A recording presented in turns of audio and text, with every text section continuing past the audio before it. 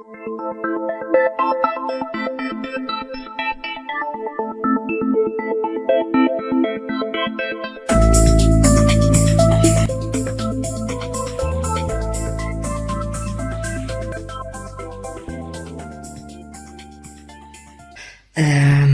you please give a status report on the precursors? How many are currently on the planet? What is the age range? Are there certain countries with a higher prevalence than other countries? And then as a side question to that, can you tell me a bit more about my own precursor nature? Because it was revealed to me about a year ago in a channeling that I am one of the precursors. And so can you please give me some advice on how I can be of most usage with that type of incarnation I have chosen in this life? I feel the mission is going well.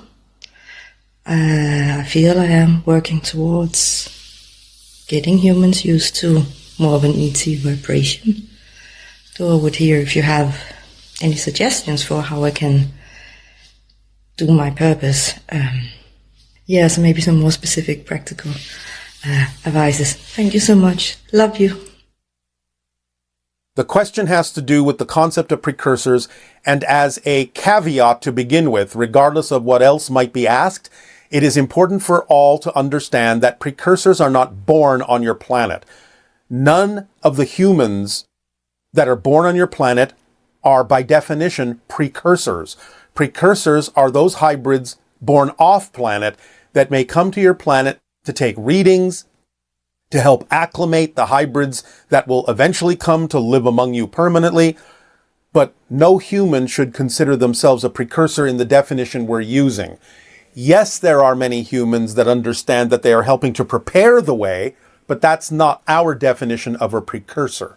So you can call yourselves helpers or preparers, but precursors we're using as a specific definition for beings born off the planet that are hybrids that may pass among you and take readings as to whether or not you're ready or how ready you are for receiving the idea of the hybrids that will eventually come to live among you permanently. So anything else you wish to ask about precursors, understand that those are the beings you're asking about. And if you were born on Earth, you're not a precursor, you're just a helper and a preparer, which is no small feat. We don't mean to diminish it, but we're using precursor in a very specific definition. The precursors are still among you from off-world, gauging, walking among you now and then to determine the energy that exists as to how ready you are to receive, ultimately, in the years to come, the hybrid children that will eventually come to live on Earth permanently among you. So they take their readings by passing by you, and now and then they also see if you can sense that they are walking past you, to see exactly how sensitive your senses are to the existence of their energy nearby.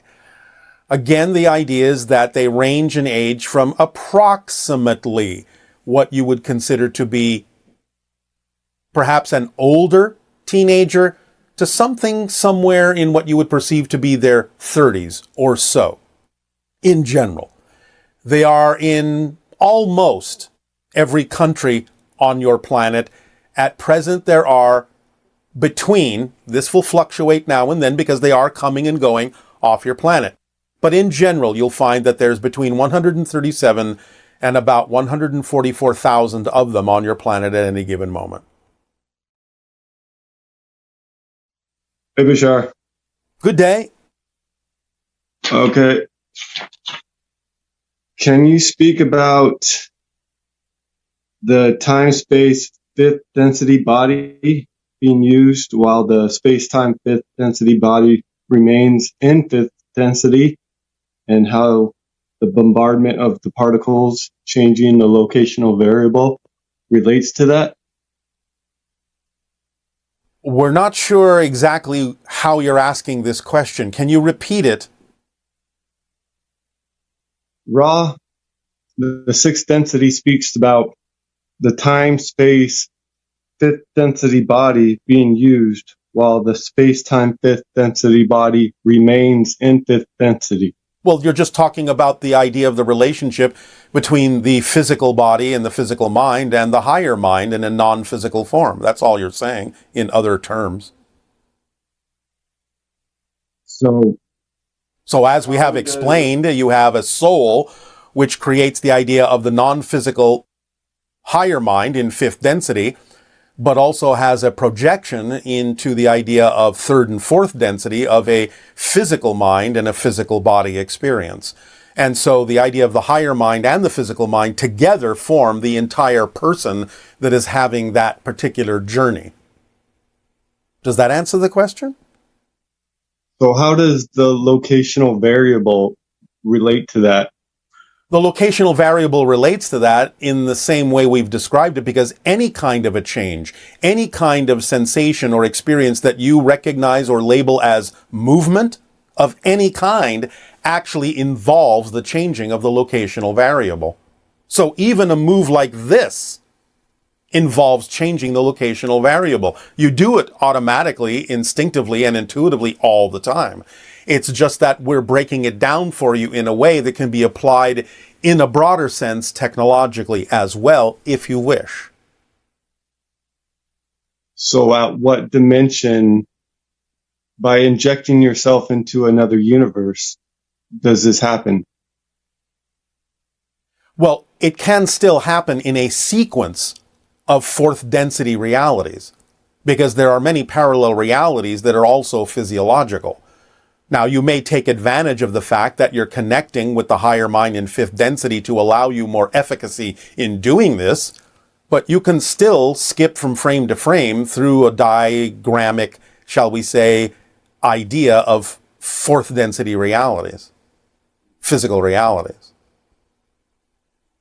Because you're shifting all the time to create the idea anyway of even what appears to be one reality. And we do this by focusing thought? No. You simply do it by making choices, by what you believe to be true. Thought is a secondary idea where you can ruminate on what it is you've chosen, but thought itself is not really the driving mechanism. Belief systems are. What you believe is true is what shifts you. You can use thoughts to help navigate you to some degree, but really it comes down to what you believe to be true. And also, how does one densify or become visible from the non-physical or metaphysical instantaneously? Your question is not organized. How does one... Word for the afterlife. I'm not sure what word to call that. Well, you can use afterlife. We understand that. You can say spirit realm, whatever you wish, which is non-physical. But the idea is it's a lowering of frequency. It's sort of analogous to the idea of the frequency changes that happen with water. You have steam, which is a higher frequency. You have water, which is a middle frequency. And you have ice, which is a lower frequency. So the idea of the spirit can be sort of likened to the idea of steam. And then you have the idea of the electromagnetic energy, which can kind of be likened to liquid water, and it's a lower frequency than the steam or the spirit realm. And then you have the physical reality experience, which is a lowering of frequency, again, sort of crystallizing your idea of spirit into a more solid appearing form. Does that analogy help? So what they're really doing is they're moving the space around them. Well, space is an illusion. You're kind of being more technical than you need to be in this. What's happening is simply a lowering or changing of frequency. Whatever space needs to be around them will automatically be reflected by the lowering of frequency, because remember, you can only experience what you're the frequency of. So as you change your frequency, that determines what you experience around you. And as you lower it from spirit, you experience things that seem to contain more experiences of space and time, because that's what goes hand in hand with the lower frequency. So it's not like they're deliberately moving space around them or anything. All they have to do is change the frequency, and whatever needs to happen to reflect that change will happen automatically. It's built in. Formula. Something I've been wondering a long time is, you said that the physical mind isn't really in a position to know what our highest excitement is, and the process of discovering our excitement is to just act on the feeling. So I'm just wondering if it's the higher mind that decides what the exciting activity is. Where does that leave free will for us as our physical selves? So it sounds like it's our non-physical self that decides what exciting activities we are going to do rather than our physical mind. Or is it a co-creation? It's a co-creation, but this is a misquote. I have never said that the physical mind can't decide what the exciting activity is. I have said the physical mind can't insist on a particular outcome of the excitement, of the passion. I have never said that you can't decide what the excitement is or recognize it when it comes. Now, yes, the higher mind does bring you, or synchronicity itself does bring you, certain circumstances and opportunities that are attempts to remind you what is representative as an activity of your passion, of your true self. So in that sense, you are still sending this to yourself. It's not that the higher mind in any way, shape, or form is separate from you. It's still you.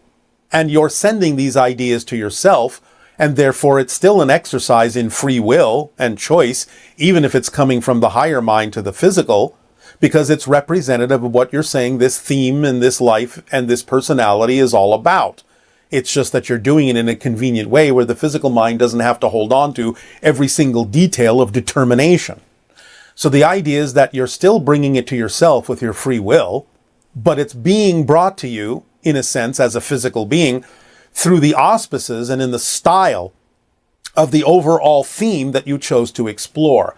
And that may seem like destiny, but it's still the product of your free will from a higher level, because the higher mind is not separate from you. It's still you as a unique individual. It's just that the unique person is separated, so to speak, in the experience of a non-physical and a physical component. But it's still you. So it's not eliminating your free will. It's just that free will can be exercised on different levels simultaneously. Hi, Bashar. And to you, good day. I wanted to ask you if it's true that 10,000 years ago, the Great Pyramid in Giza was used to harness free energy, and every household in Egypt had electricity. No, not every household in Egypt had electricity. The Great Pyramid 10,500 years ago can be used to harness energy and convert it into electrical current, but that was usually mostly used by the priesthood and the pharaohs and the kings. It wasn't distributed in the way that you think.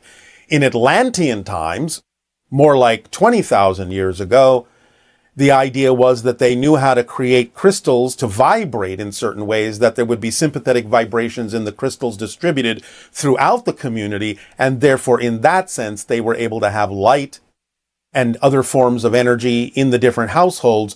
But that's not exactly electricity as you understand it, although electric current to some degree, or electrons as an electron field more specifically, was involved in that.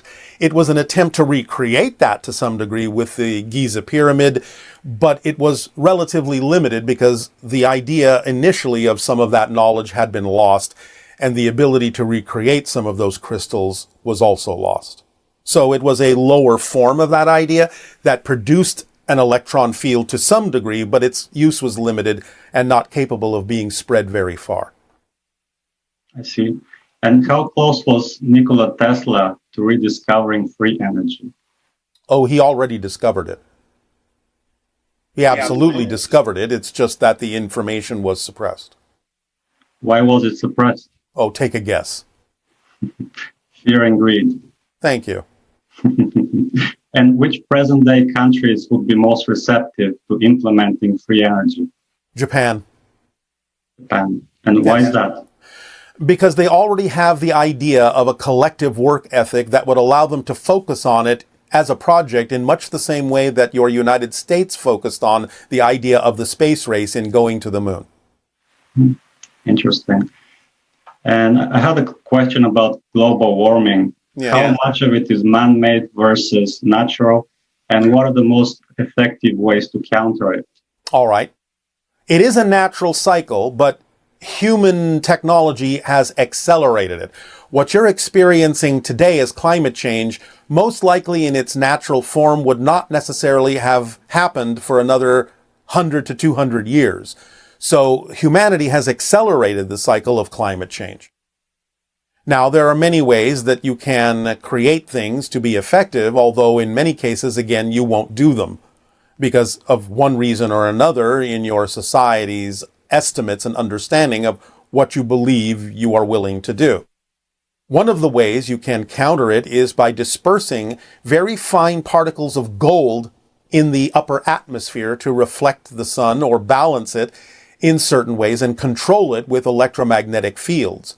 But again, the idea is that gold is so precious to all of you, or at least most of you, that you are unlikely to use gold for that purpose.